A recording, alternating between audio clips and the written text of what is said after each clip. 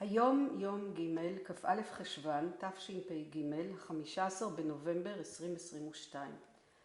אנחנו בביתה של ג'ודית לבית וייס, ביתם של האומן ארתור וייס ואולגה וייס, שבמהלך המלחמה התחבאה לבד ועם אחיה ברחבי צרפת.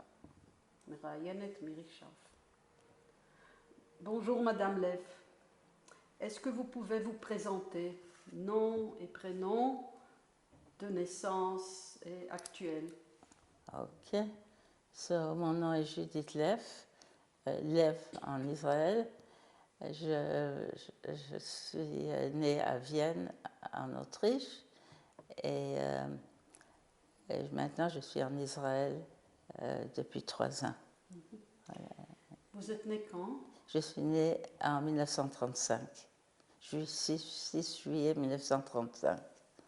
Et les noms de vos parents? Arthur et Olga Amsel. Excusez-moi, Arthur Weiss et Olga Amsel. Et eux, ils sont venus à Vienne Probablement au moins avant 1933. Ils sont venus d'où? Pardon? Ils sont venus d'où? Maman est venue de Hongrie et mon père de Tchécoslovaquie. Mais ça, je ne sais pas quand ils sont arrivés à Vienne. Mais je suis née, ils se sont mariés en 1934. Et comment est-ce qu'ils sont arrivés à Vienne tout seuls ou avec leur famille? Tout seuls. Pourquoi à Vienne?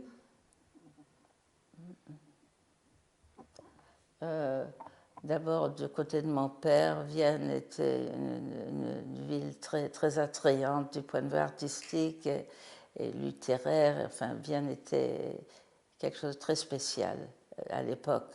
Il y avait les grands musiciens, les grands peintres, les grands Freud, il y avait tout le monde était là en même temps. Oui. Lui, il était artiste. Oui. Il a étudié à Prague, l'école des beaux-arts de Prague. Et quand il est arrivé à Vienne, c'était à cause de sa vie artistique, de son intérêt artistique? Je pense que oui. C'est comme Paris était à un moment donné, cette Vienne, c'était la ville où il fallait être. Oui. Est-ce qu'il était connu parmi les autres artistes? Je pense que oui. Oui. Il avait une ESSEC de publicité.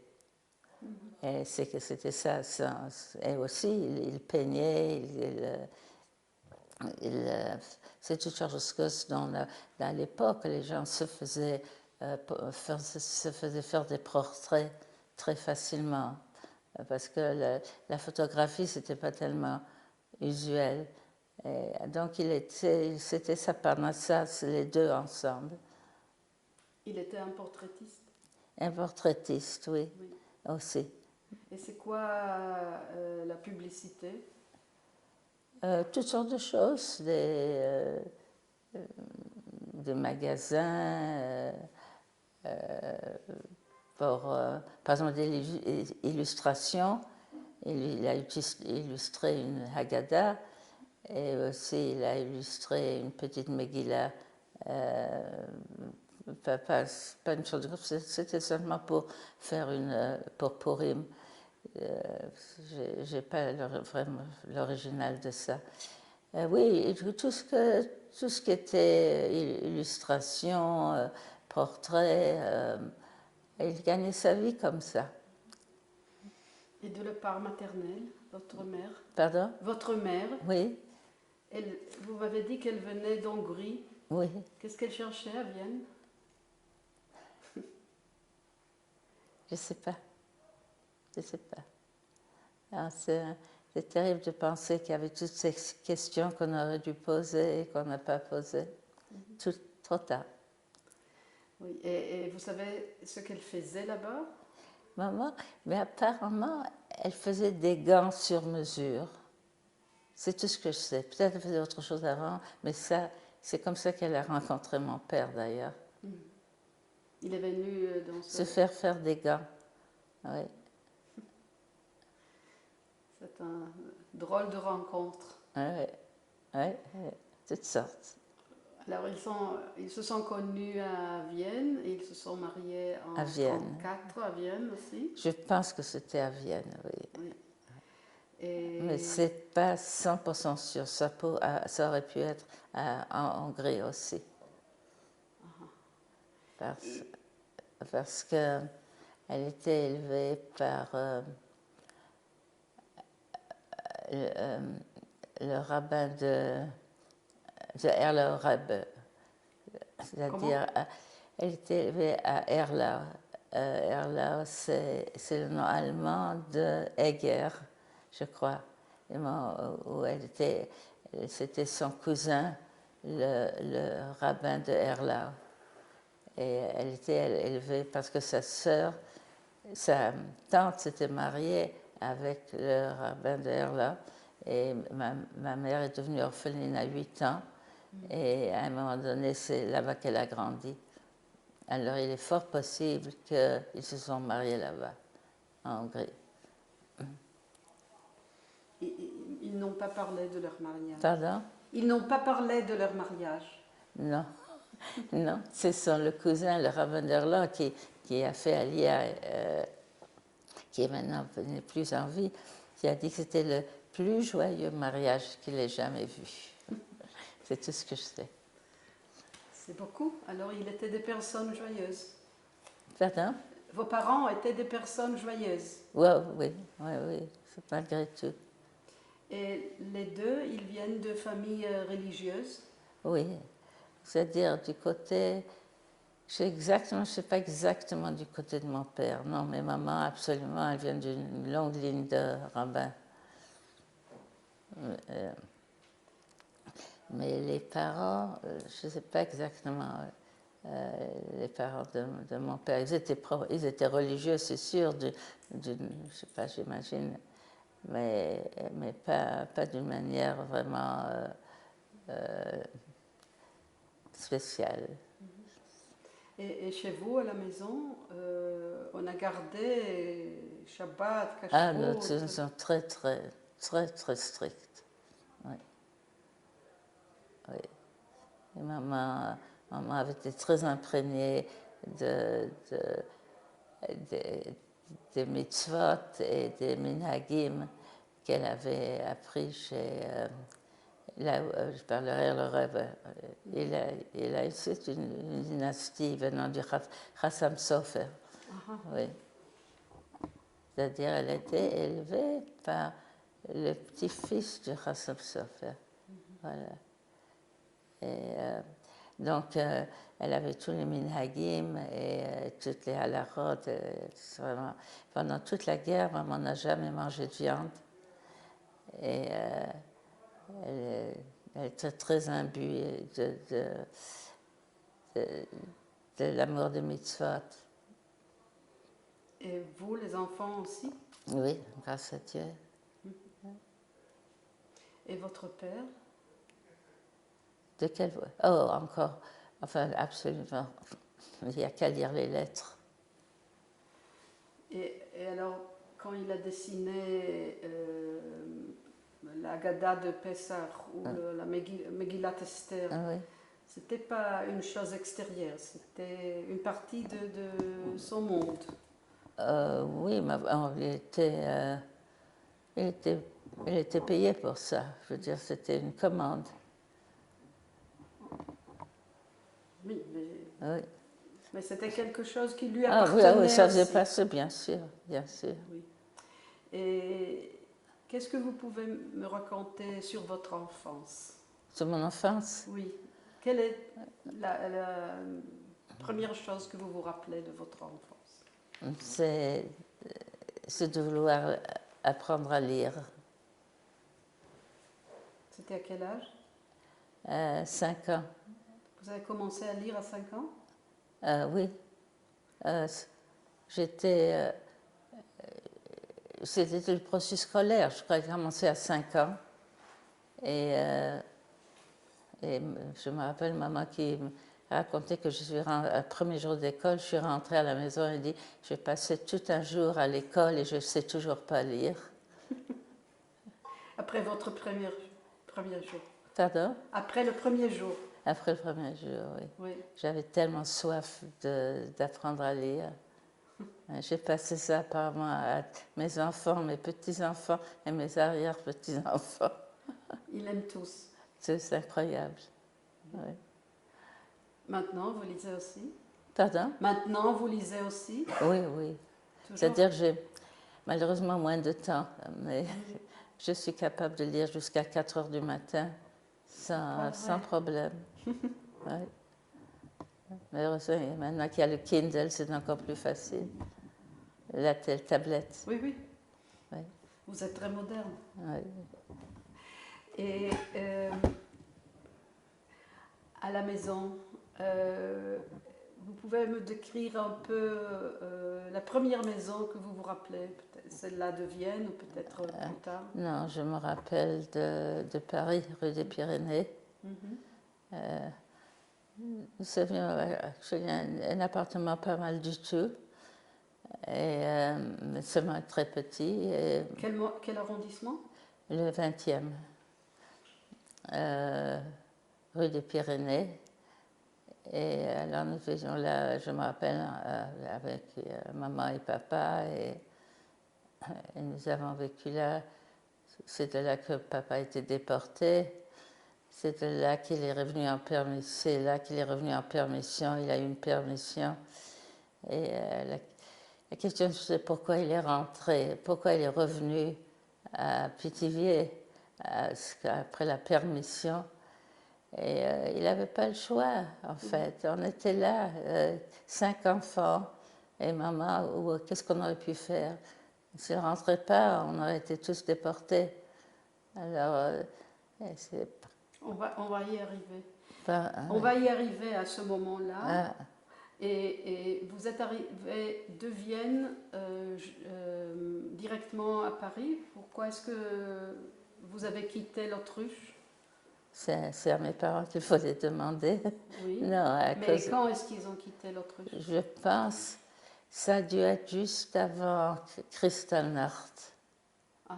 Je ne sais pas exactement et j'espère, rétrospectivement, j'espère beaucoup que mes parents n'ont pas vécu Kristallnacht. Ils sont partis en 1938. Et ils sont arrivés où? Je crois que papa est arrivé à Paris, maman et moi à Saint-Gervais. Et à un moment donné, maman est rentrée à Paris et jusqu'à qu'on a dû quitter. Qu'est-ce qu'il y avait là-bas à Saint-Gervais? À Saint-Gervais, il y avait le home d'enfants qui était géré par mon oncle Hamzel. Home d'enfants, quel enfant? Je sais pas. Apparemment que c'était assez huppé comme endroit, comme je sais pas, il paraît qu'il y avait aussi, on m'a dit, un enfant de la maison royale autrichienne, pas autrichienne, prusse, je pense, enfin, autrichien, je pense. Enfin, bref, c'était... Pardon? Et c'est où, Saint-Gervais? En Haute-Savoie. Pourquoi, comment, j'ai aucune idée. Et vous vous rappelez quelque chose de cette place de Saint-Gervais? Non, j'avais 3 ans. Je me rappelle. Et vous avez passé là-bas combien de temps, à peu près?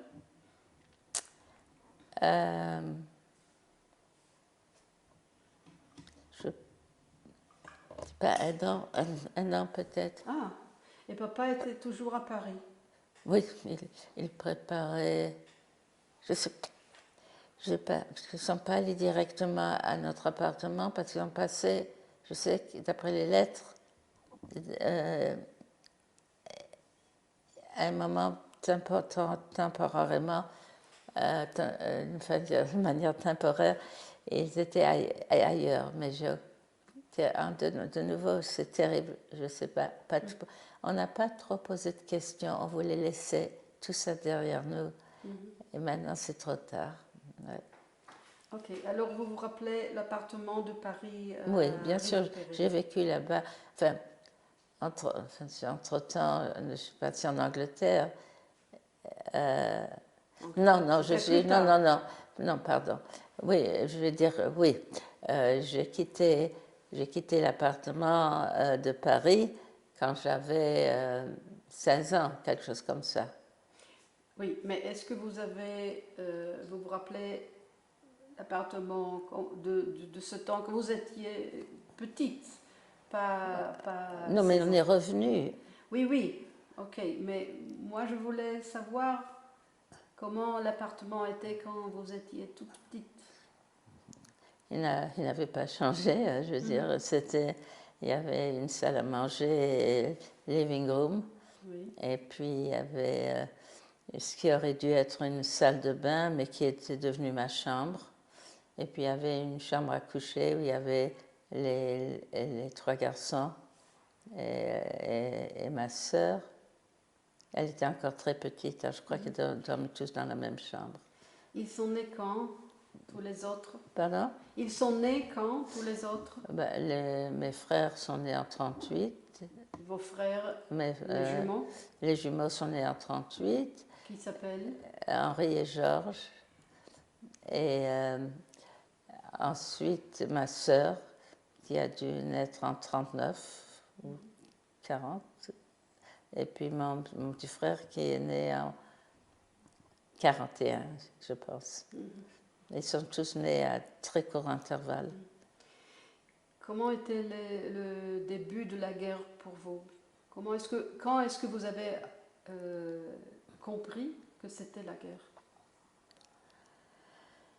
Je me rappelle pas avoir compris la guerre, mais ce que je me rappelle, ce dont je me rappelle, c'est que tout d'un coup, je devais porter l'étoile jaune. Et c'est à ce moment-là que je suis allée à l'école. Alors, je devais aller à l'école avec un manteau avec l'étoile jaune. Et j'ai vu plus en 2002 ou quelque chose comme ça, je suis retournée là où était mon école, à rue des Pyrénées, et j'ai vu une plaque à la mémoire des enfants déportés de cette école. Et ce qui était horrible, c'était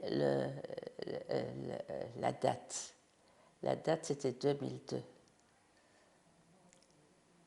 Ils ont attendu jusqu'en 2002 pour reconnaître ce qu'ils avaient fait.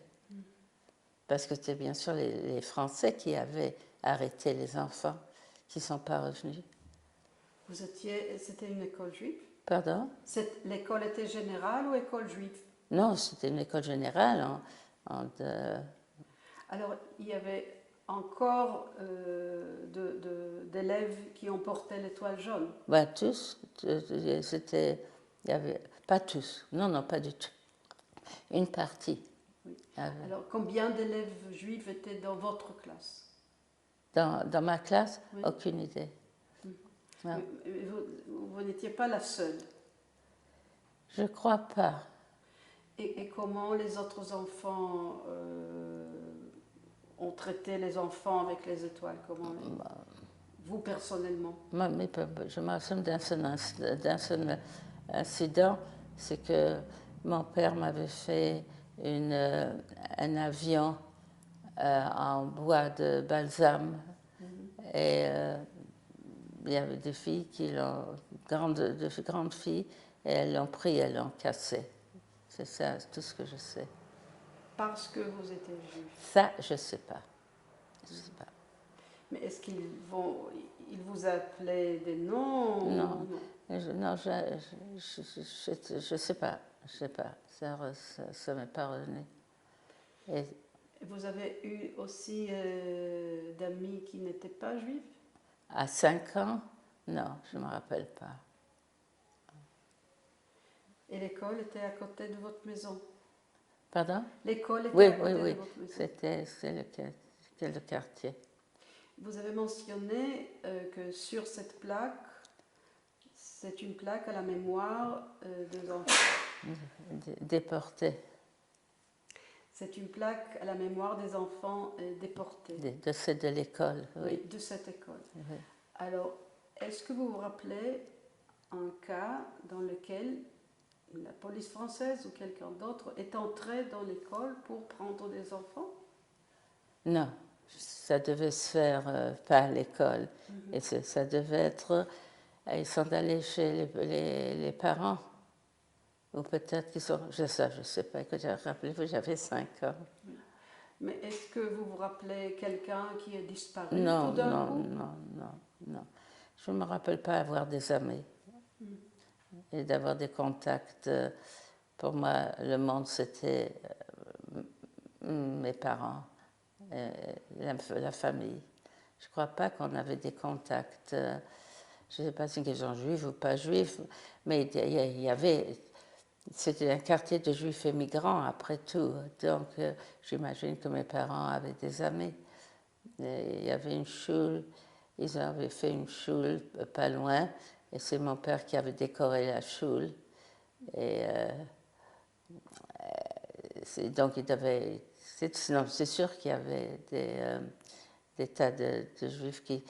Belleville, cet endroit-là, c'était un endroit que les émigrants juifs émigraient.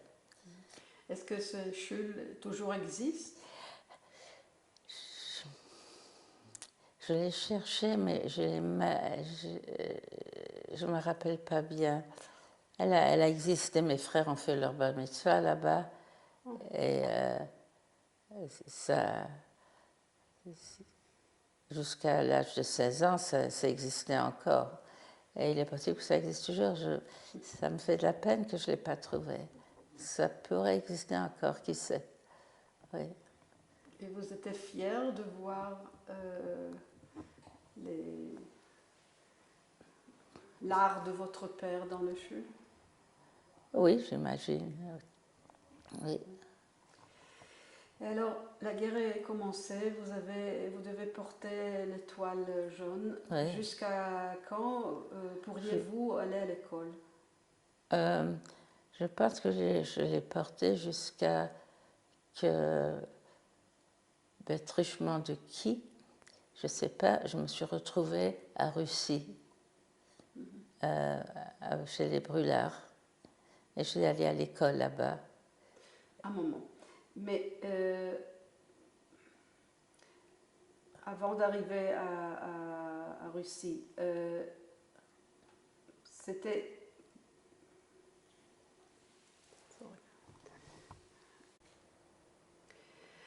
Et alors, est-ce que vous devez quitter l'école à Paris, après un temps?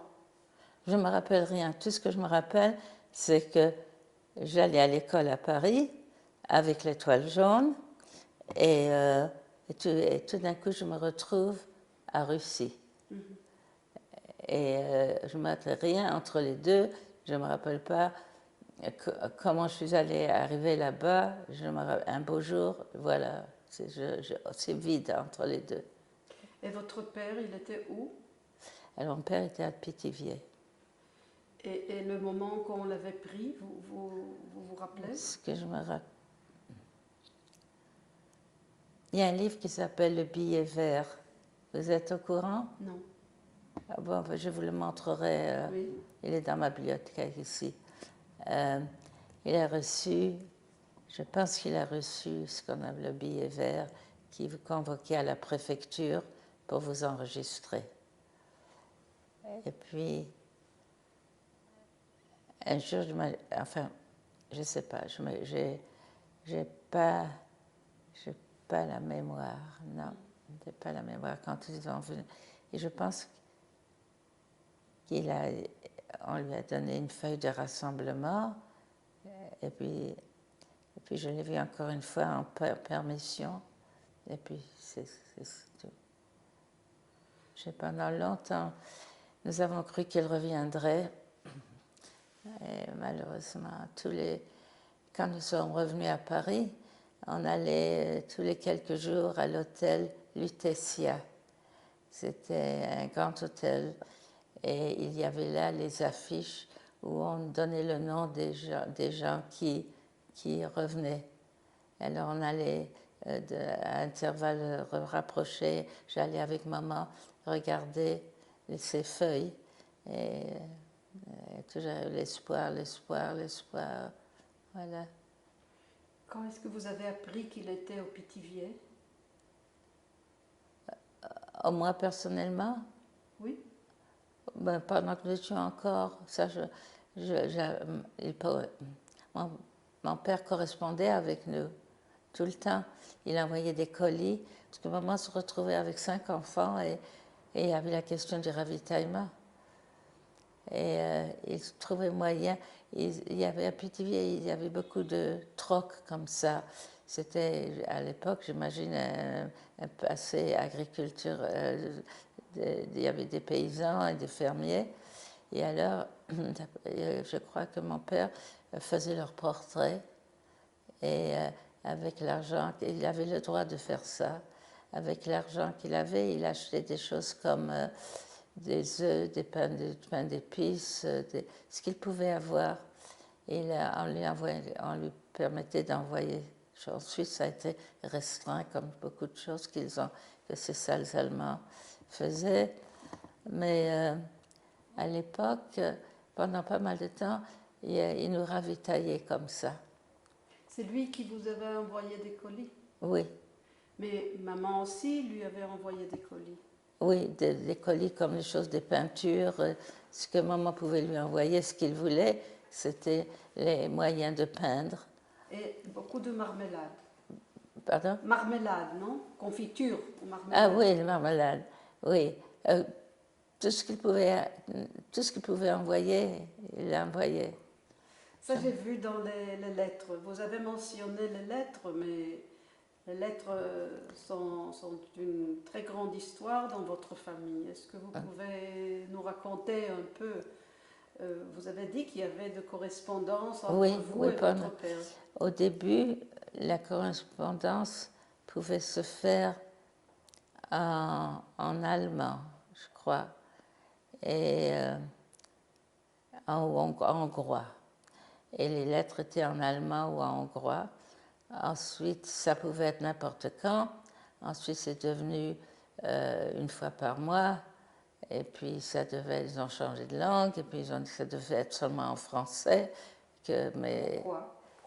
Et puis, ils ont allongé les intervalles. Ça devait être seulement, je crois, une fois par mois. D'abord, c'était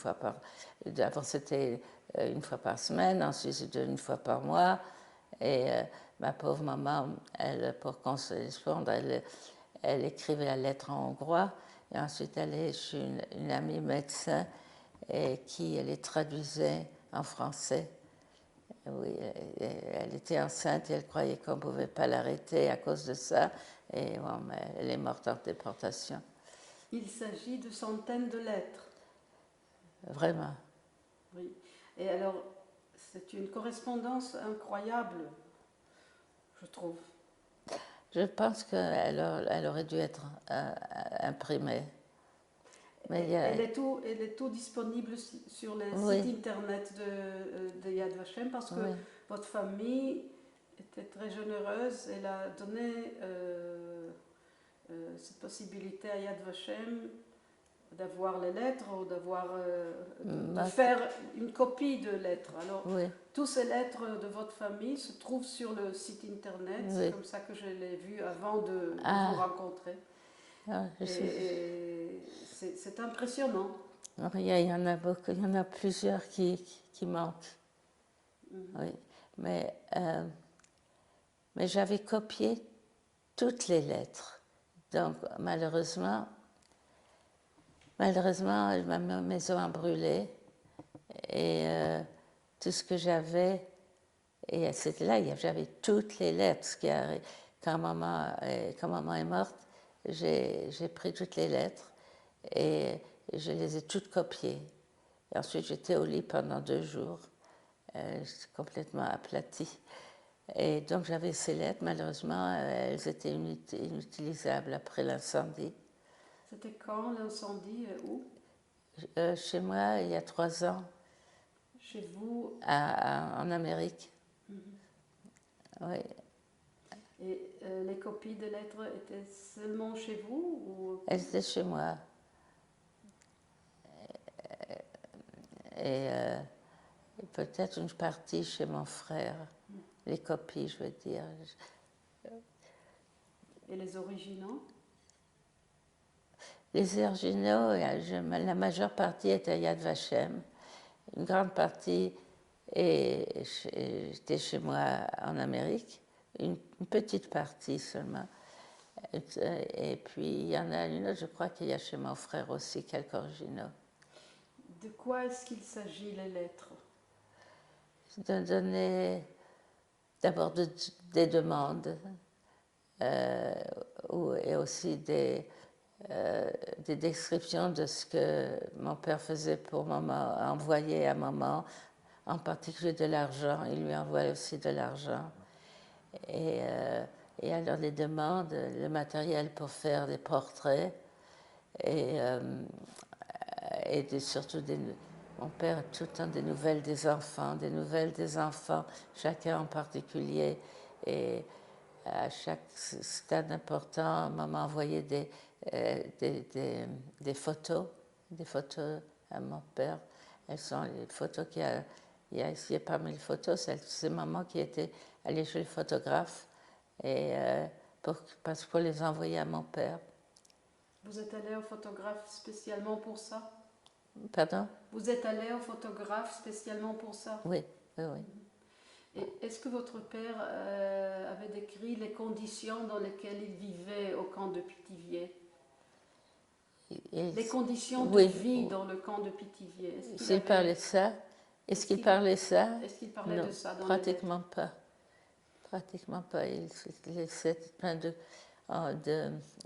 d'encouragement pour maman et plein d'amour pour elle et pour les enfants et surtout des choses de la vie matérielle et puis de la vie religieuse. Ça va être Sukkot, ça va être ça, ça va être ça. Est-ce que c'est très très plein de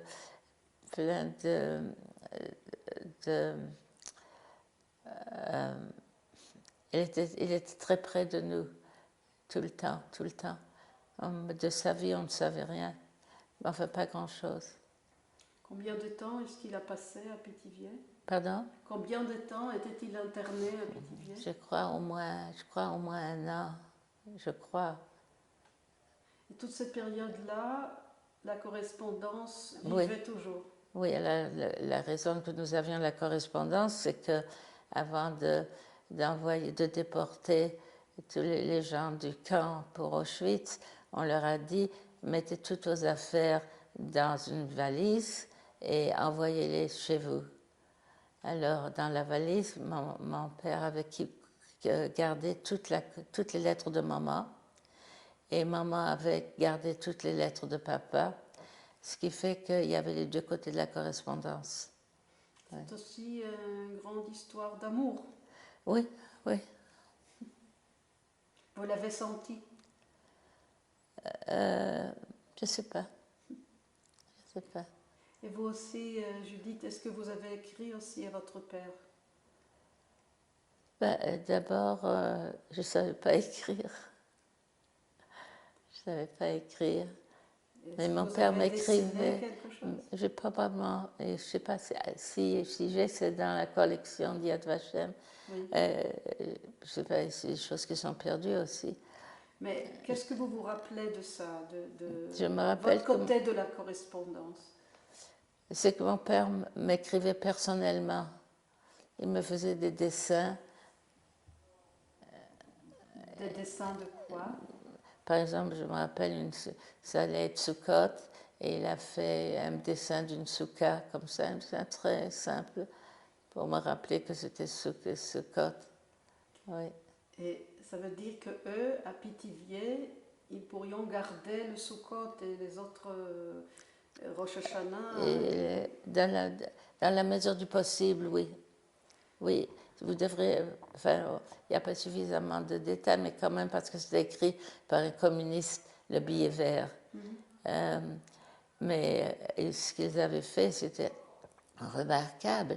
Et les juifs religieux avaient fait une choule, et c'est mon père qui l'avait décorée, et ils avaient une vie intellectuelle. Il y avait des concours de, il y avait des concours de peinture, des concours littéraires. Ils avaient une vie intellectuelle, tout à fait. J'imagine qu'à part mon père, il y avait beaucoup d'autres personnes intellectuelles. D'abord, dans ce cas, les gens étaient pratiquement, enfin beaucoup de gens étaient intellectuels de toutes les manières. Oui. Et quand vous avez reçu des lettres personnelles de votre père, c'était comment votre sentiment? Qu'est-ce que vous avez pensé? D'abord, c'était un morceau de lettre. C'était des lettres adressées à maman et une partie des lettres adressées à moi. Écoutez, je ne peux pas vous décrire. Ça a été très très dur pour moi. Très dur. Ouais. Est-ce que maman lisait ce qu'il écrivait ou seulement les parties qui étaient adressées à vous? Non, je pense qu'elle nous lisait, elle nous lisait autant de lettres qu'elle pouvait. S'il y avait quelque chose qu'elle ne pouvait pas nous dire, je ne sais pas, mais en tout cas, elle nous faisait les lettres. Oui. Et dans votre imagination d'enfant, c'était quoi Pithiviers? C'était un endroit où il y avait des méchantes personnes qui gardaient papa, quelque chose comme ça. Oui. Et toujours avec l'espoir qu'il allait revenir, qu'il allait revenir. J'avais même composé une petite chanson en allemand, Der Papa wird nach. C'est la traduction. Non, Papa pas va traduction, revenir. en Der allemand. Papa wird. Der Papa wird.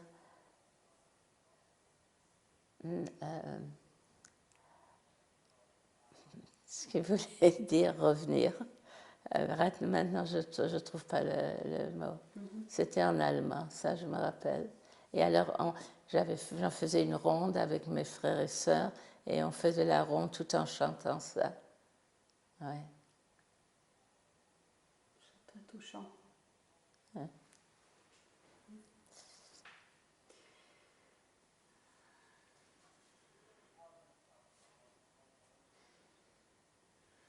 Et alors de là, je me suis retrouvée à Russie. Avant de Russie, vous avez mentionné que papa avait eu le droit de sortir une fois. Une fois, oui.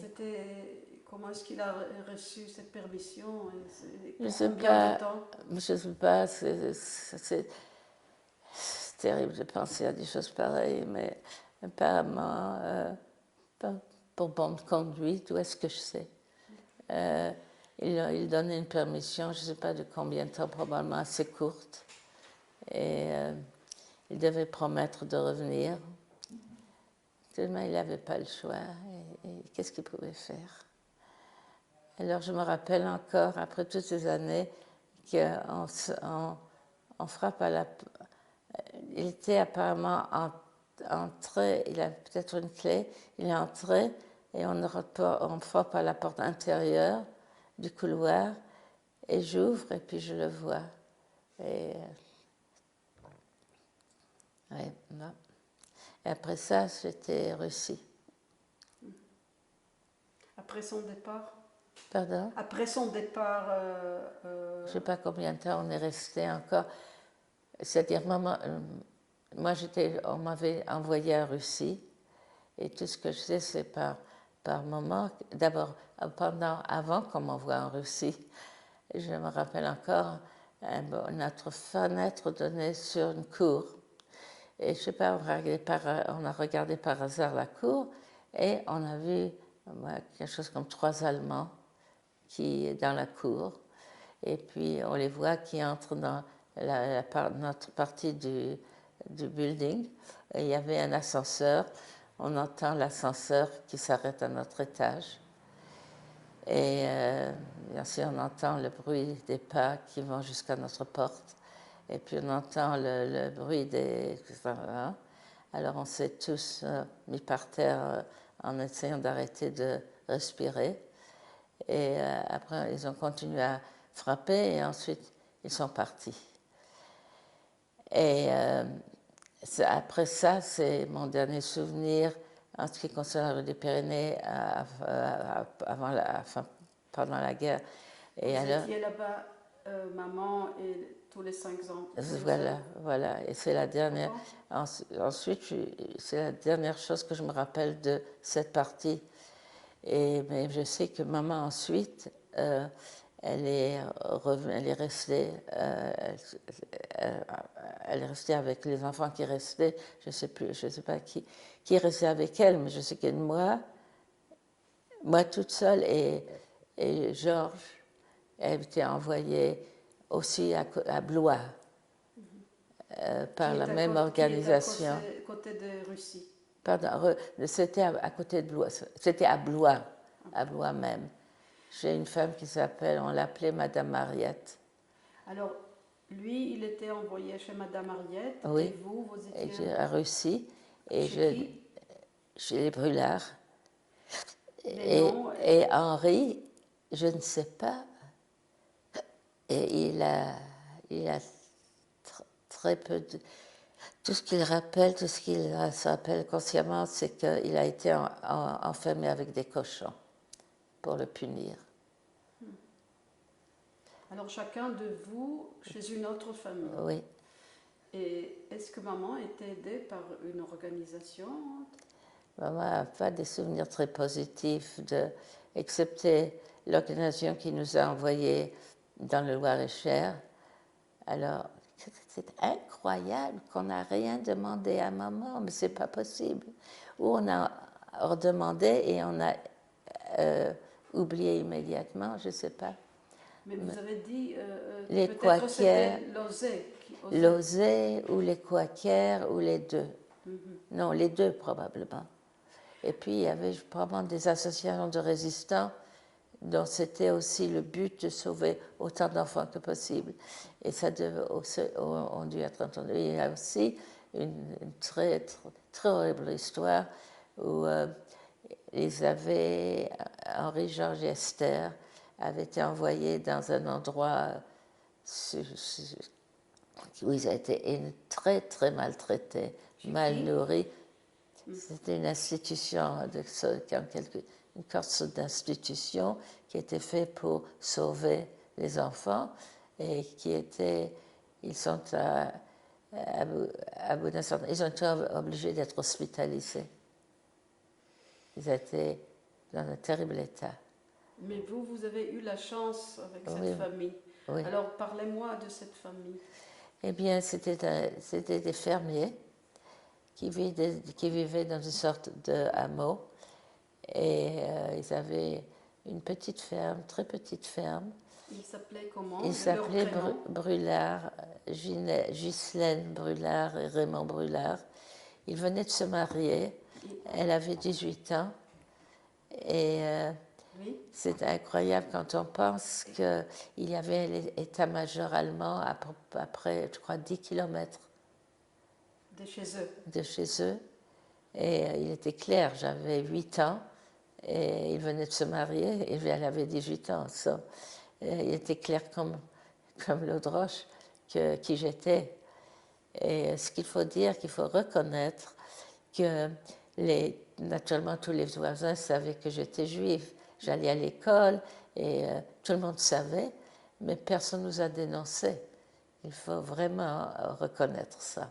Parce que les brûlards, ils risquaient la mort, c'est simple, c'est clair. Mais eux, ils auraient pu se faire pas mal d'argent pour nous dénoncer. Et ils ne l'ont pas fait. Et tous les autres endroits où nous avons été, nous n'avons jamais été dénoncés. C'est quand même, remarquable.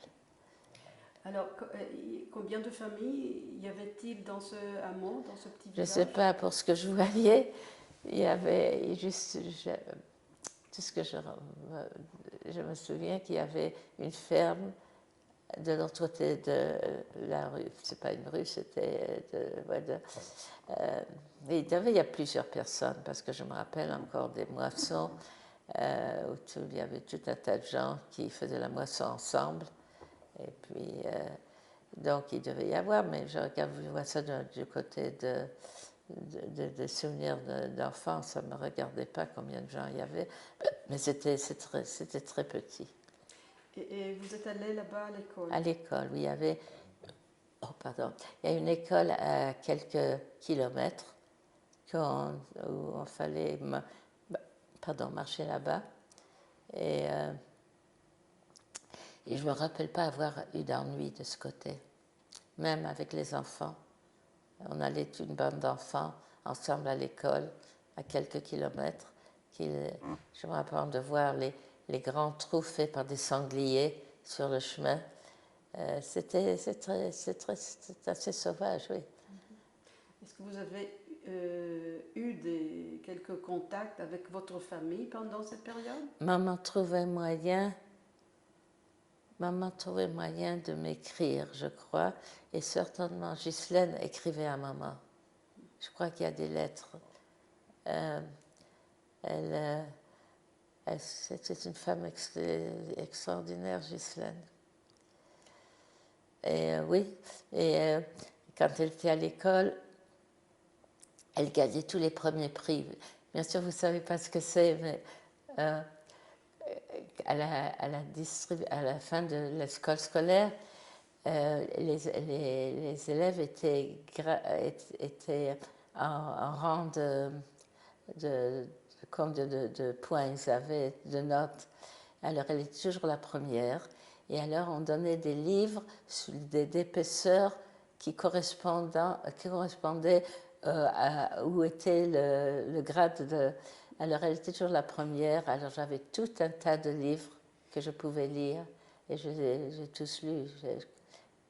Alors à l'école aussi, j'étais toujours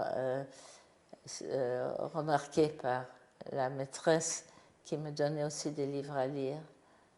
Et alors Ghislaine était fière de vous? C'est possible.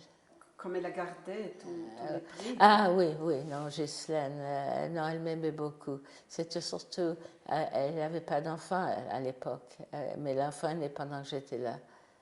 Oui, et j'ai eu la diphtérie, ils m'ont soignée avec un tel dévouement.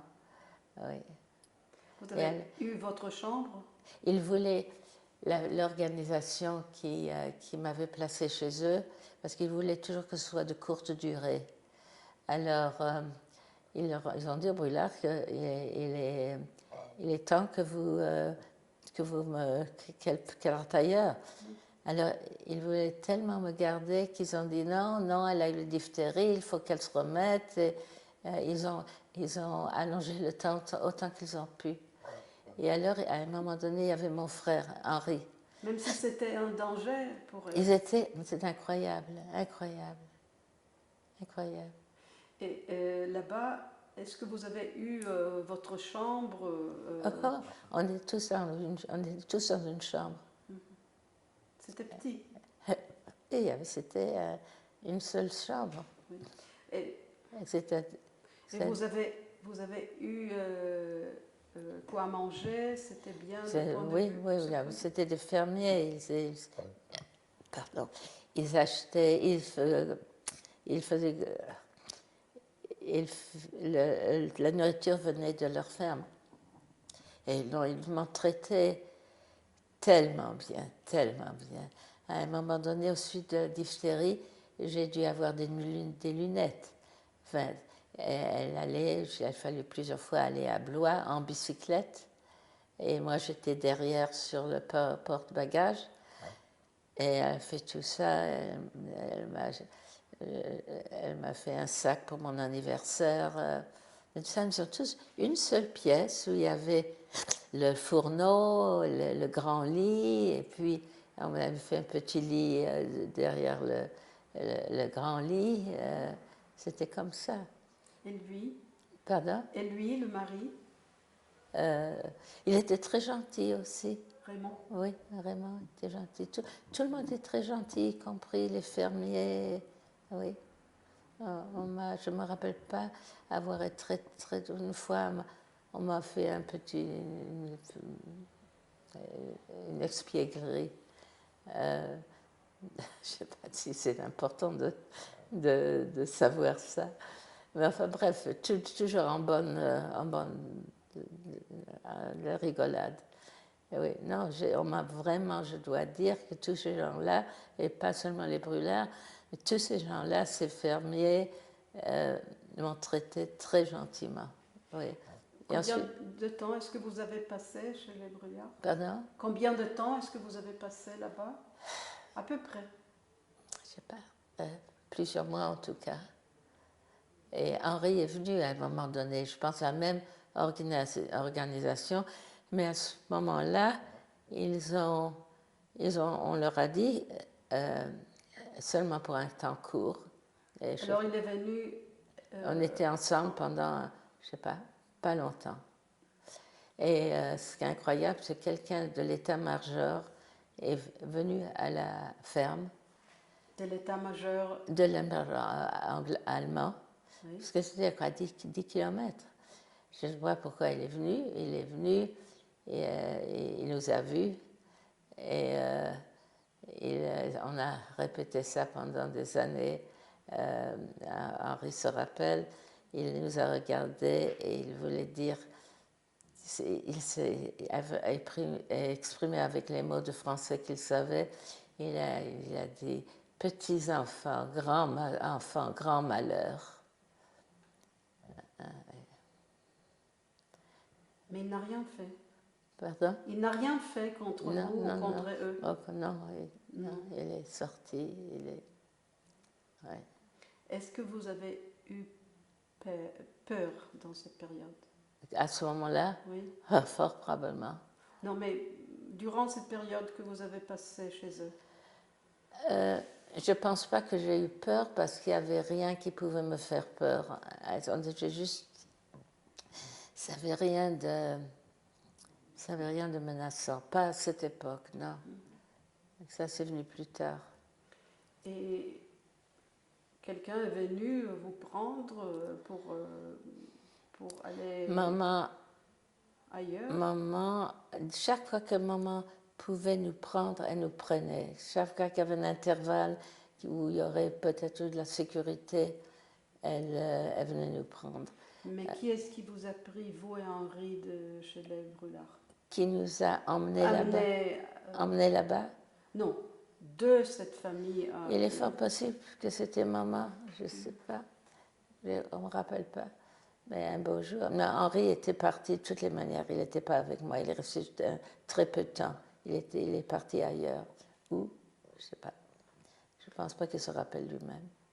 Et vous avez gardé des contacts avec eux? Absolument. Pendant la guerre ou après la guerre? Après la guerre. Vous êtes revenu là-bas pour les visiter? On ne les a pas visités, mais il venait, Ghislaine venait nous voir à Paris. Et là, je lui écrivais, je pense que je lui écrivais de temps en temps, et surtout pour le Nouvel An. Et puis quand je suis partie en Amérique, je lui téléphonais. Alors, vous avez eu des contacts avec cette famille jusqu'à quand? Ils ont déménagé à Blois. Et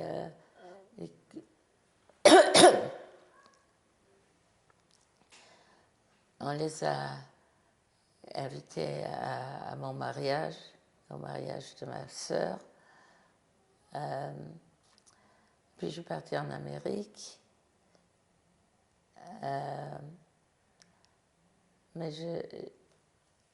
je les ai... J'ai pas revu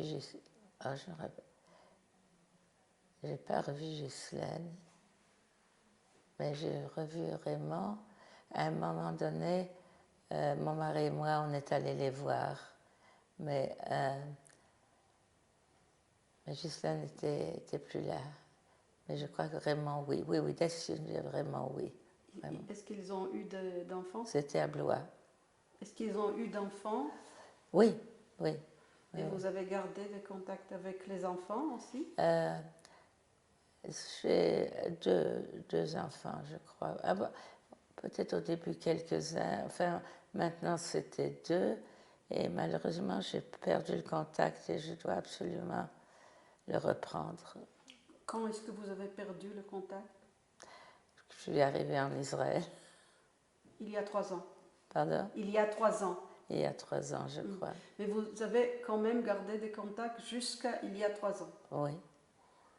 Alors c'est une famille qui est très très importante dans votre vie. Oh, écoute, il y a de quoi.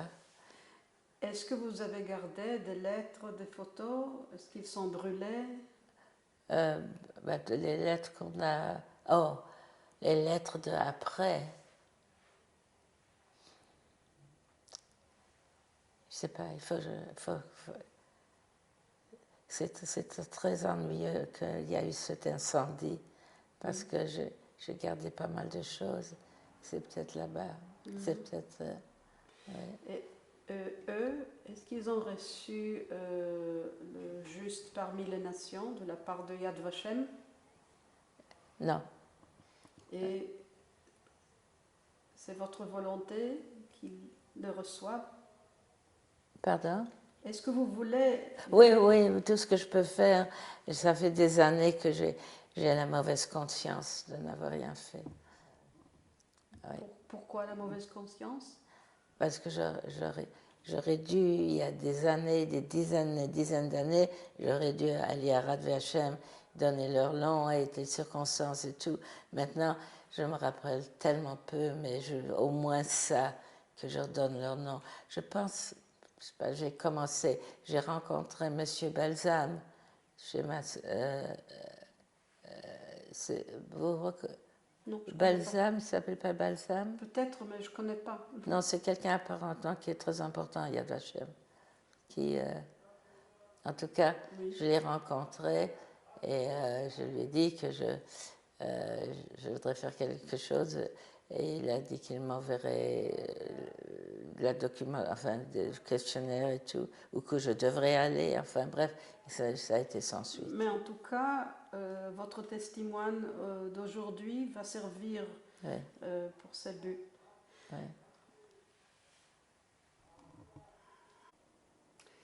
Et alors, vous devez quitter la famille Brulard. Oui. Vous êtes allé où? À Corrèze.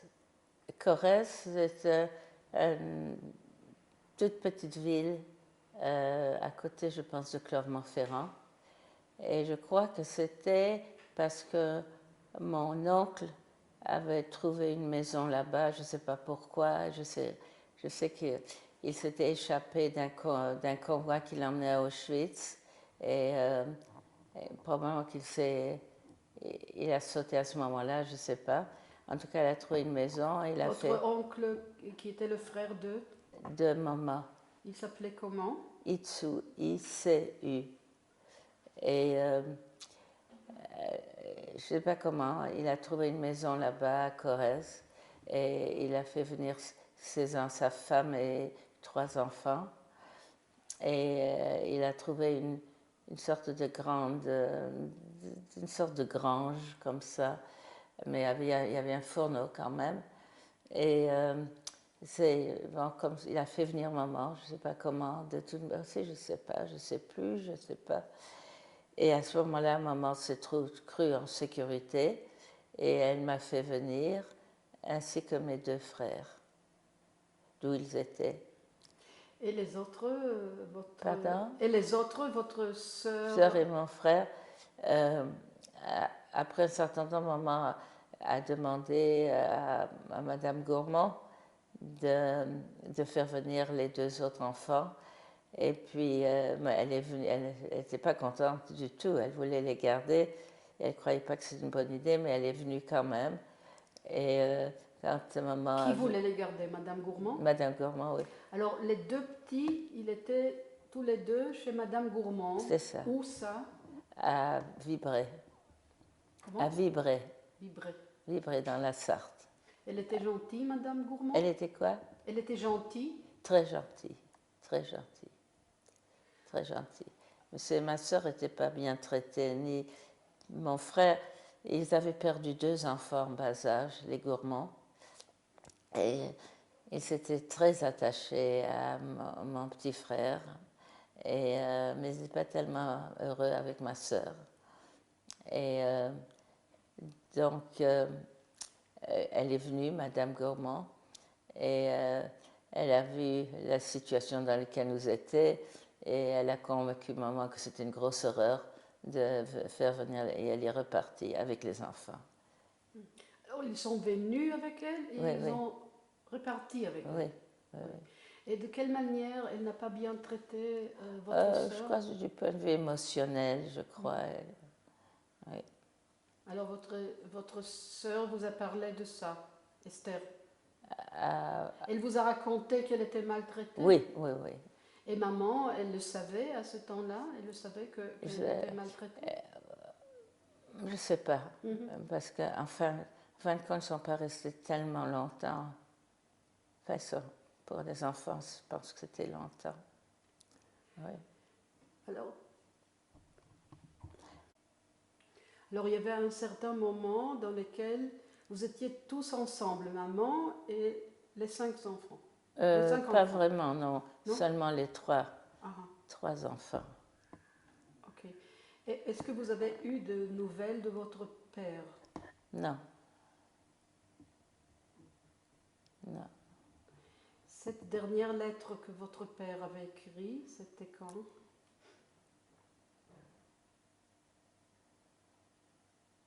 Vous étiez où quand vous l'avez reçue?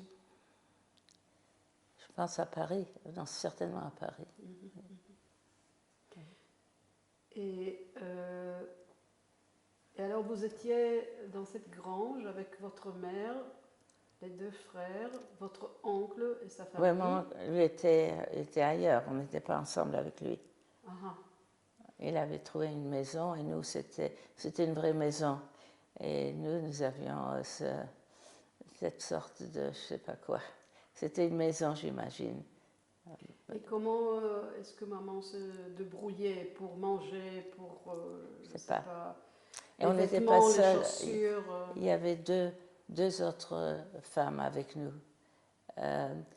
Il y avait une femme que nous connaissions déjà âgée, que nous connaissions de Paris, et sa belle-fille. On est tous là-bas. On a passé Pessah là-bas, et au lieu de matzot, on avait des gâteaux de pommes de terre cuits à même le fourneau. C'est tout ce que je me rappelle. Et vous avez passé là-bas combien de temps, à Corrèze? Pas quelques mois en tout cas. Et après Corrèze? Et après? Corrèze, oui. Pardon? Après? Après, alors ce qui s'est passé, c'est que moi et mes frères, je ne sais pas en quelle organisation nous a envoyé, enfin, maman nous a envoyé par le truchement d'une organisation, peut-être Lozé, peut-être, à un endroit qui s'appelle Brouvernet, dans quel est l'arrondissement à côté de Vichy. Et c'était une colonie de vacances, c'était dans un château des Morels. C'était normalement un endroit où il y a une colonie de vacances, que j'ai ensuite appris qu'à un moment donné, mon oncle dirigeait. C'était une colonie de vacances juive, je pense. Et puis ensuite, c'est devenu une colonie de vacances où l'Osé ou je ne sais pas quoi envoyait en particulier les enfants de Marseille. Et je crois que ces enfants n'étaient pas juifs. Ils étaient catholiques. Et la directrice avait arrangé que nous n'étions pas catholiques, nous étions protestants. Et tous les dimanches, au lieu d'aller à la messe, il y avait une jeune qui venait nous faire le catéchisme protestant, le Nouveau Testament. Vous vous rappelez quelque chose de ça, du Nouveau Testament? D'abord, je me rappelle que c'était deux jeunes filles qui avaient une ferme, je pense, et qui nous apportaient du petit lait, ce qui était pas mal parce qu'on n'était pas très bien nourris là-bas. Et oui, ce que je me rappelle, ça je me rappelle, actuellement je ne me rappelle pas, mais c'est mes frères, surtout mon frère Georges qui m'a dit que apparemment, après chaque séance de Nouveau Testament, je les asseyais sur un banc et je leur faisais dire chemin. Vous le faisiez? Je leur faisais dire le chemin. Ah. Alors, c'est justement ce que je voulais vous demander. Si vous n'avez pas eu un conflit entre votre protestantisme et votre judaïté? Non, c'était quelque chose qu'il fallait faire, comme le reste de ce qui nous arrivait. Et il fallait que mes frères se rappellent qu'ils sont juifs. Et c'est ce que je faisais.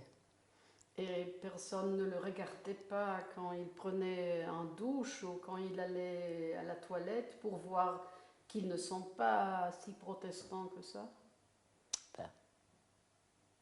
Alors, quelqu'un vous a gardé là-bas, quelqu'un savait que vous étiez juif? Oui, la directrice. Vous vous rappelez son nom? Elle me rappelait, il y a pas, on est allé la voir après la guerre.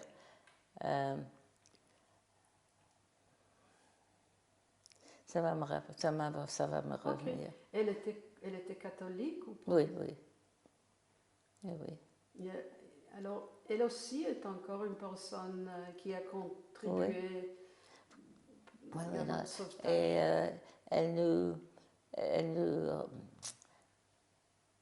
elle nous préférait à tout le monde, à tous les autres enfants. Alors, quand il y avait quelque chose d'intéressant, elle aimait que nous soyons avec elle. Pour vous garder? Je me rappelle, je crois que nous étions plus intéressants que les autres enfants, qui n'étaient pas, je sais pas comment dire, qui n'étaient pas, je sais pas, ils ne me donnaient pas l'impression d'être très cultivés ou ils étaient petits après tout, on avait 9 ans, 10 ans. Alors vous étiez là-bas avec le jumeau? Avec les jumeaux, oui. Et c'était pas tellement agréable, non. À un moment donné, d'abord, je crois, à un moment donné, je me suis trouvée mal parce que on n'avait pas assez à manger. La nourriture était complètement, c'était des donations des fermiers. Alors je me rappelle, allant avec la directrice, on allait avec un petit chariot demander aux fermiers de donner de la nourriture. Une fois par semaine, le dimanche, on avait droit à une tranche de pain avec du beurre dessus. Je me rappelle une fois il y avait des casiers où on mettait des chaussures et une fois j'ai trouvé un morceau de sidour, une page de sidour, un morceau de page avec des caractères hébreux. Ça m'a terriblement effrayée. Vous l'avez trouvé où? Dans un casier où on mettait des chaussures. Et j'étais très très effrayée que ça allait nous dénoncer. Et je suis allée tout de suite. C'était le vôtre? C'était un morceau qui vous appartenait? Non, c'est juste je cherchais mes chaussures ou quoi et j'ai trouvé ce petit fragment. Je suis allée tout de suite chez la directrice, très très très effrayée, et elle m'a rassurée, non, ça ne veut rien dire. Et pour vêtements et chaussures, vous avez reçu là-bas? Oui, cette organisation, j'imagine. Et c'est toujours Lozé ou vous ne savez pas? Et, Ou les Quakers. et l'oncle qui était en charge, Attends, c'est le nous même sommes oncle? passés à Brouvernay, oui. Oui, alors l'oncle qui était en charge de cette maison. C'était avant la guerre, probablement. Ah, Je ne sais pas. Je sais pas, malheureusement. mais alors il avait des connexions là-bas peut-être? Non, non, non, c'est au moment où lui, c'était avant la guerre, à un moment donné, il était chargé, c'était d'un endroit juif. Et ensuite, je ne sais pas. Et ensuite, c'est devenu une colonie de vacances, qui en fait, ce n'était pas une colonie de vacances, c'était un refuge pour les enfants de Marseille. Et on nous a fourrés là-dedans. Et là-bas, combien de temps est-ce que vous et vos frères, est-ce que vous avez passé là-bas? À peu près, ça doit être Peut-être 6 mois, 6 mois. je sais pas. On parle de quand exactement? Pardon? Quelle année? On est déjà en...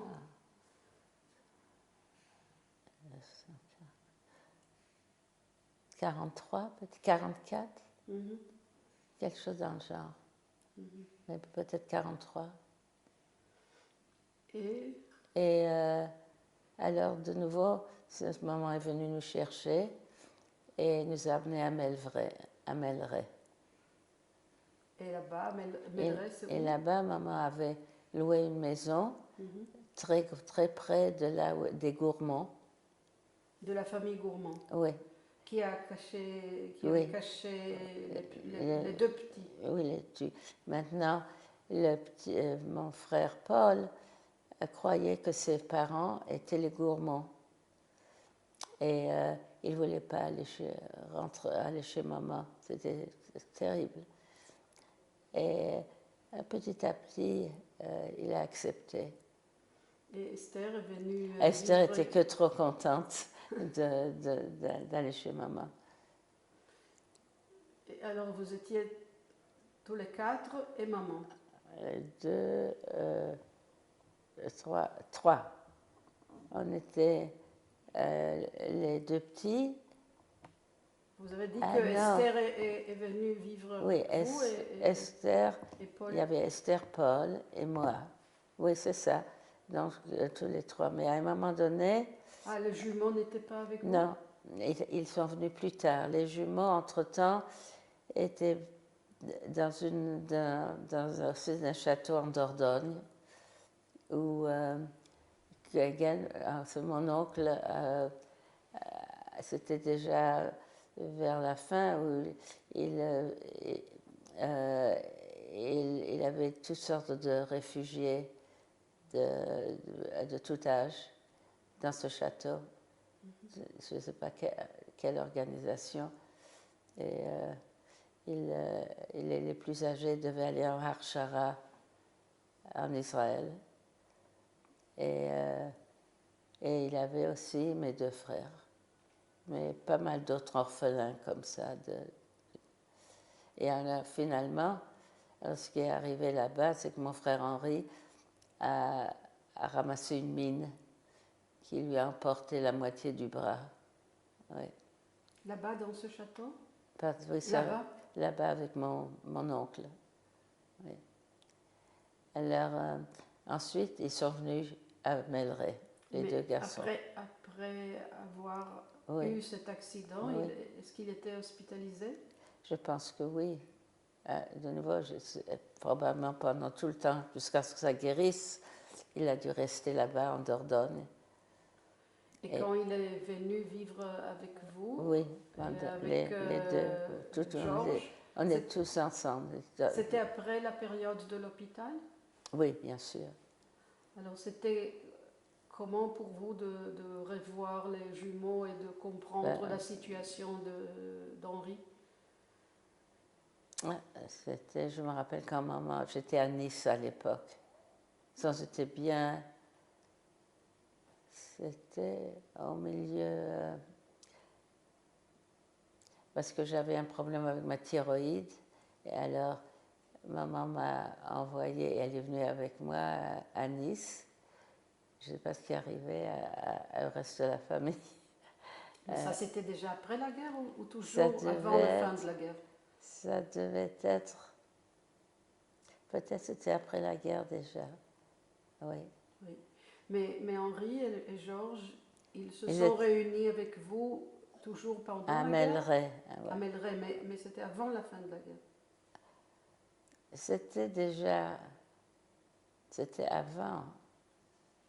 Je pense que c'était avant, oui. Oui. Et maman, comment, si je peux vous poser cette question, vous m'avez dit qu'elle a loué une maison, Oui. mais comment, Avec quel argent? oui, des ressources, oui. Ben, Et là, j'avais 11 ans à l'époque. Moi, ça, c'est une chose que je sais, que quand j'étais à Nice, j'avais 11 ans. 11 ans, Ça alors fait c'est 46 déjà, 46. c'est Oui, après la c'était guerre, après la après la fin guerre. de la guerre. Oui. Oui. Mais on était sans logis parce que il y a une famille qui s'est installée dans notre appartement et refusait d'en sortir Dans votre appartement à Paris, à rue Paris. Pyrénées. Donc c'était en 46. L'appartement à Paris, vous, vous avez appartenait à vous, oui? C'était le vôtre ou c'était Oui, loué? non,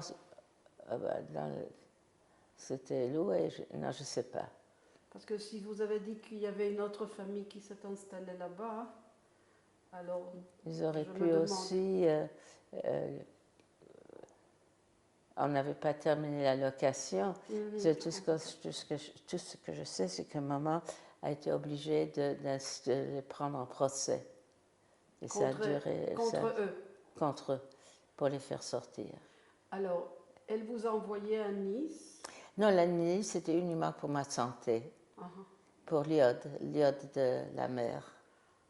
Ah, je vois pour la Oui, thyroïde. oui. Et les autres, pendant Je, cette période, ils je étaient. pense que les autres, si j'avais 11 ans, les autres, ils étaient vraiment petits. Pas. Et alors, après cette période de récupération à Nice, Alors à ce moment-là, je pense que nous sommes tous arrivés à Paris. et à ce moment-là, vous avez vu qu'il y a une autre famille chez vous. Oui. Alors, on était, je crois, un peu partout chez des amis de maman. Et puis, à partir d'un certain moment, j'avais des oncles et tantes qui, eux, comme nous sommes partis à Paris, eux, ils sont partis à Londres. Cette Et, famille, non, mes oncles et tantes. quel oncle Du côté de mon père. qui s'appelait Un oncle et une tante. Il Et puis il y en s'appelait avait comment d'autres, mais ils ne sont pas restés longtemps, je ne sais pas. Il s'appelait comment Mon oncle c'était un frère de papa, il s'appelait Villemoche Weiss. Et ma tante s'appelait Pepouche Fixler. Et ils sont partis quand Ils sont partis, je pense au moment où nous partions pour Paris, ils sont partis pour Londres. Aussi après la guerre. Pardon? Aussi après la guerre. Non. Non, pardon. Oui, c'est ce que je dis. Ils ont quitté Vienne, nous pour Paris et eux pour Londres. Ah, Oui. ils étaient installés à Londres. Ils sont, non, oui, ils sont installés pendant la Ils sont guerre. installés pendant la guerre à Londres, oui. Et alors, un des oncles, les deux, enfin, ont décidé de me prendre chez eux. Seulement vous. À un moment donné, mes frères aussi, ont été un peu à la Shiva à Londres, mais pas pour longtemps.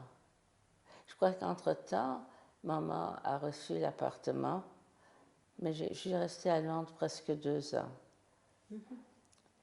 Et Et alors, je les suis lettres restée... que vous avez écrites à maman à ce moment-là Oui, sont des lettres en français ou en anglais? en français. Maman ne savait pas l'anglais. Elle ne savait pas tellement le français non plus. Oui. Alors, à un certain moment, c'était en 1948, Oui. maman m'a appris qu'on avait l'appartement et que je pouvais revenir. Et ce que j'ai fait. Et vous êtes allé à l'école à Oui, Londres? oui, oui, je suis allée. D'abord, on m'a mis dans une école communale. Je ne savais pas l'anglais. Alors, on m'a comme ça. Et petit à petit, j'ai appris l'anglais. À ce moment-là, on m'a fait passer un examen et je suis passée dans une école juive où je suis restée, en tout cas, je me rappelle 48, où la directrice nous a appris, comme c'était hier, la création de l'État d'Israël. Vous étiez à Londres à ce moment. J'étais à Londres, dans cette école juive. Et comment est-ce que vous avez reçu les nouvelles de la création de l'État d'Israël? Tout ce que je peux dire, c'est que je me rappelle de ça, que c'était hier.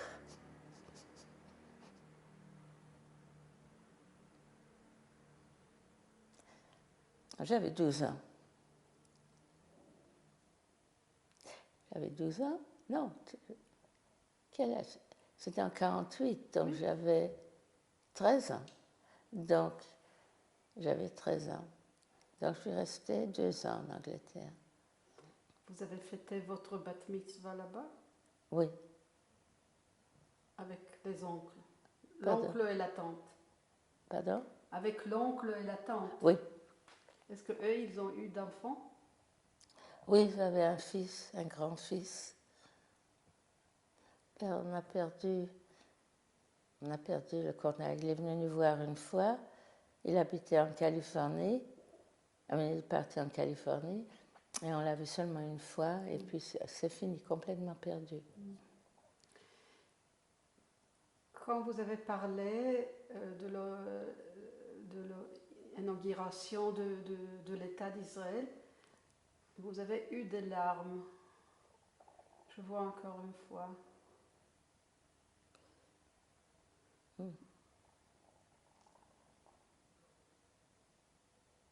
C'était quoi pour vous? C'était quoi la signification? Ça signifiait quoi pour vous? Je sais pas parce que je sais pas qui me parlait d'Eretz Israël. C'était un autre un peu mythologique.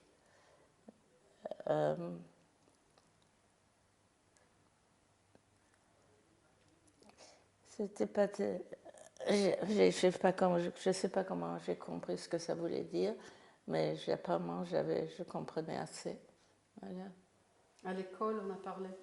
Pardon? À l'école, on en parlait? Je sais pas.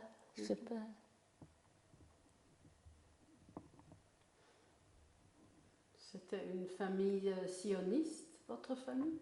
Ça m'étonnerait. Mais bien sûr, ça a dû venir de quelque part. Mais il y avait une petite fille qui venait d'Israël. C'était quelque chose pour moi d'incroyable. Et il y avait une élève qui apparemment venait d'Israël ou qu'elles habitaient là-bas, ou elle passait. Enfin bref, c'était quelque chose qui avait à voir avec Israël. Et ça me faisait énormément d'impression. Elle est venue à votre école? Oui. Et après 2 ans à Londres, vous êtes revenu à Paris pour vivre avec maman? Oui. Alors on était tous les 5 réunis finalement en 48. En 48, voilà. Alors maman nous a inscrits à l'école juive où nous étions les premiers. C'était la première année qu'elle s'ouvrait l'école. Je crois que j'avais le numéro, je ne me rappelle plus, numéro 36. On était peu. Une grande partie était des orphelins de guerre. Et J'ai tellement d'estime qui sont immédiatement rebâtis, trouver des professeurs, il faut faire une école, c'est pas une petite chose à partir de rien. Et de décider quel serait le curriculum, qu'est-ce qu'on nous apprendrait du point de vue juif, du point de vue laïque. Non, il était entendu que la classe la plus haute, c'était la 5e. Et il y avait ensuite 4, 3, 2, 1, mais ça s'arrêtait à la 5e, parce que c'était le plus haut qu'ils avaient. Est-ce qu'il y avait de garçons et de filles ensemble? Oui, ensemble, absolument. Alors, c'était pas orthodoxe. Ah oui, vous pensez qu'à ce moment-là, en 1948, on n'y regardait pas de si près. Et c'était Horacha qui pouvait se permettre d'avoir deux pour garçons et filles. Et vous avez étudié quoi? Moitié études juives et moitié études scolaires. Et quand je suis arrivée à la 3e, j'ai réuni mes frères et sœurs et j'ai décidé qu'on allait tous sauter une classe pour gagner notre vie plus tôt pour aider maman. Alors j'ai dû sauter la seconde et j'ai pris des raisons particulières. Et Henri a fait la même chose quand il est arrivé à la seconde. Et ensuite, j'ai dû passer un examen d'entrée au lycée parce que je ne pouvais pas continuer puisque ils n'avaient pas de première à l'époque puisque j'avais sauté la seconde et c'était la dernière classe. Donc j'étais obligée d'aller au lycée et il fallait passer un examen d'entrée et grâce à Dieu j'ai réussi. Et voilà, après ça c'était le bac et l'université et tout ça. Et vous avez étudié quoi à l'université? À l'université, les sciences naturelles. Où? À quelle université? À la Sorbonne. La Sorbonne. Vous avez fait ça là-bas. Vous avez étudié combien de temps? Pardon? Combien de temps est-ce que vous avez étudié là-bas à la Sorbonne? À l'université? À l'université, oui.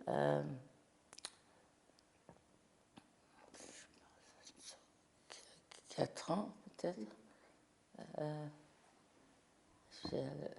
Quelque chose comme 4 ans. Enfin, j'ai terminé en 58 parce que ce que je voulais faire, une fois que je suis arrivée, j'ai terminé mes études de troisième, enfin, après le bac. Il y avait la question après qu'est-ce que je fais. Et alors j'ai décidé que je voulais faire un doctorat qui corresponde au PhD et sur un sujet qui aiderait Israël. Parce que à ce moment-là, j'avais décidé d'aller en Israël et donc je voulais étudier quelque chose qui serait utile pour l'agriculture, etc. Alors j'ai choisi un sujet où à l'université hébraïque, il y avait un professeur très célèbre, Even Hari. Et donc j'ai fait le travail pratique chez Even Hari. Alors vous avez étudié à Jérusalem? Oui, oui. Ah, alors ça c'est un autre chapitre déjà. Oui. Oui. Et quand est-ce que vous avez réalisé que votre père ne sera pas de retour? Ça a pris beaucoup de temps. J'ai pris beaucoup de temps parce que j'avais encore des rêves où je voyais qu'il rentrait. Ça a duré très longtemps, très longtemps. Je ne peux pas mettre une date. J'ai jamais, enfin, avec le temps, j'imagine, mais il n'y a jamais eu un moment où j'ai dit ça y est, c'est terminé, non. Oui. Et c'était après la guerre? Pardon? C'était après la guerre ou pendant la guerre? Après la guerre, bien après, bien après.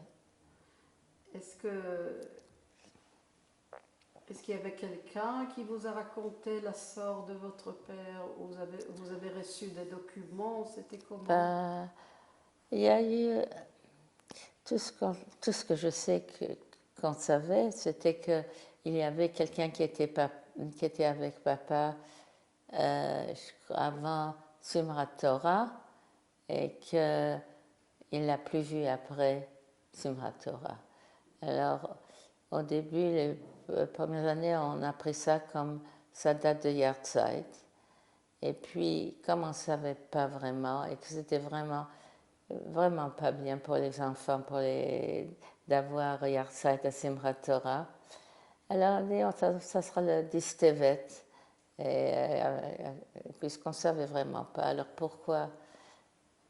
Mais moi je ressens. Tevet, c'est le jour de Moshe, de Moïse. Pardon? Tevet, c'est C'est le Klali, le Kaddish, voilà. d'après Moïse, Oui, d'après oui. Moshe Rabbeinu. Oui, c'est ça qu'on a choisi comme date, et surtout pour mes frères et sœurs, et surtout mes frères qui atteignaient Bar Mitzvah. Et depuis, c'est comme ça. Mais moi, j'ai l'impression que c'est à cette époque-là, oui, de Simchat Torah. Oui.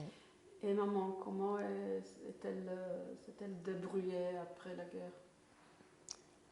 C'est miraculeux. Elle avait une forte dame, vous voyez, tout de suite là. Ça, c'est sa photo d'identité qui était tout de suite après la guerre, quand elle a réalisé qu'elle devait élever 5 enfants toute seule. Mais maman n'était vraiment pas comme ça. Je dis ça, c'était le moment le plus horrible de sa vie. Mais toutes les autres photos là-bas, c'est mon voile, elle était incroyable, maman. Elle en a vu de toutes les couleurs et toujours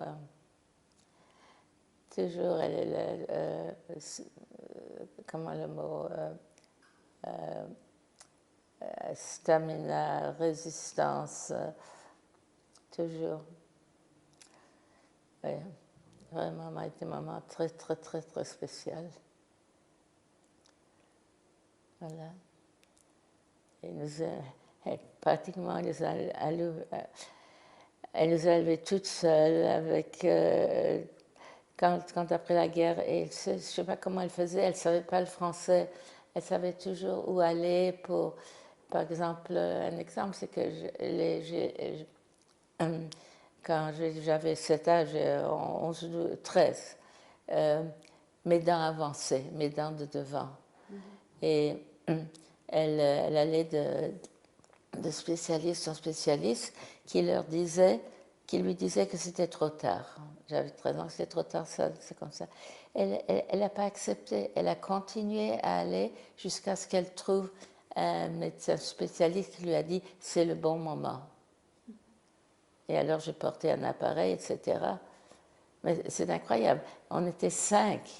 Mais chaque fois qu'il y avait un problème avec un enfant, c'est comme ça avec un seul enfant.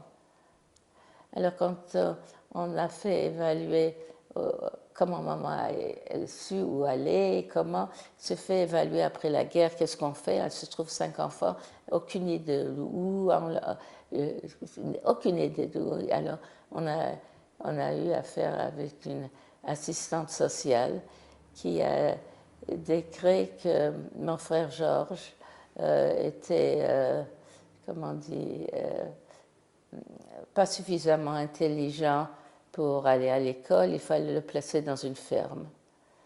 Et maman n'a pas accepté ça. Et bon. Et pour chaque chose, pour chaque enfant qui avait des problèmes, donc ils sont allés à l'école Yavne comme moi. Ils sont allés à l'école juive comme moi, tous, except ma sœur qui est allée à un lycée du côté de Pyrénées. Je ne sais pas pourquoi. Ensuite, elle a terminé dans un autre plus près, Oui, on a déménagé aussi, je dois dire. Je reviens en arrière. Nous sommes, à un moment donné, j'en avais peut-être, c'est quand j'avais 16 ans ou plus, on a déménagé. Nous avons déménagé sur les rues de Vaugirard, qui s'est trouvé très, très pratique. C'est dans le 13e. Dans le C'est le 13e. 6e. 6e, Oui. ah. C'est à côté de la Sorbonne. Ah, ok. J'allais à la Sorbonne à pied. Et les garçons, à partir de 13 ans, ils sont allés à la yeshiva d'Aix-les-Bains.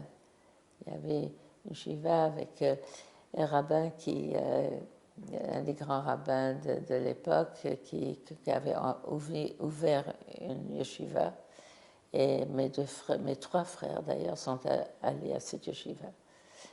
Et ensuite, et à ce moment-là, j'étais à Aix-les-Bains. Et la yeshiva était à Aix-les-Bains. C'est quoi? J'ai pas bien compris. La yeshiva Oui. où mes frères sont allés quand ils ont eu 13 ans était à Aix-les-Bains. Ah, ok. Oui, oui, c'était la yeshiva en France.